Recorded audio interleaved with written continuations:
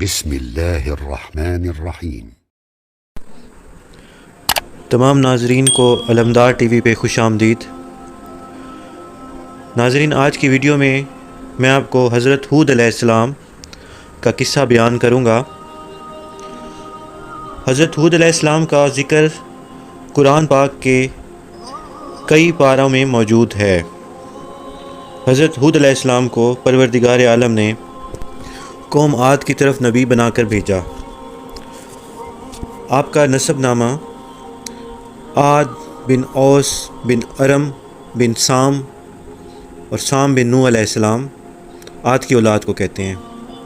اس قوم کا مرکزی مقام احقاف ہے جو کہ حضر موت کے شمال میں واقع ہے۔ اس کے مشرق میں عمان ہے اور شمال میں ربیع الخالی ہے۔ آج کل یہاں ریت کے ٹیلوں کے سوا کچھ بھی نہیں۔ بعض مورخین کے نزدیک ان کی آبادی عرب کے سب سے بہترین حصہ حضر موت اور یمن میں خلیج فارس کے ساحل سے، جس کی حدود عراق تک وسیع علاقے پر تھی، اور یمن ان کا دارالحکومت تھا۔ یہ قوم بڑی زوراور اور انتہائی بڑی قد و قامت اور جسمانی قوت میں لاسانی تھی، اور اسی غرور و تکبر میں یہ لوگ اس بات کو بھول گئے تھے اور خدا وحدہ لا شریک کو چھوڑ کر شیطان کی پیروی میں اپنے ہاتھوں کے بنائے ہوئے بتوں کو اپنی مرضی کے مطابق پوجا کرنا شروع کر دی تھی۔ انہی میں پروردگار عالم نے اپنے فضل و کرم کے ساتھ حضرت ہود علیہ السلام کو مبعوث فرمایا۔ حضرت ہود عاد کے سب سے بہترین اور معزز فرد تھے۔ آپ کا حلیہ سرخ و سفید رنگت اور روبدار تھے۔ چنانچہ آپ نے اللہ کی توحید کی دعوت لوگوں تک پہنچائی اور لوگوں کو بتایا کہ بتوں کی پوجا کرنا چھوڑ دو، اور یہ بات واضح کی کہ لوگوں، تم لوگوں کو تبلیغ یا نصیحت کرنے پر مجھے کوئی معاوضہ نہیں ملتا، بلکہ اس تبلیغ پر مجھے میرا رب اللہ تعالیٰ ثواب دے گا۔ چنانچہ اپنی گزشتہ خامیوں سے توبہ کرو۔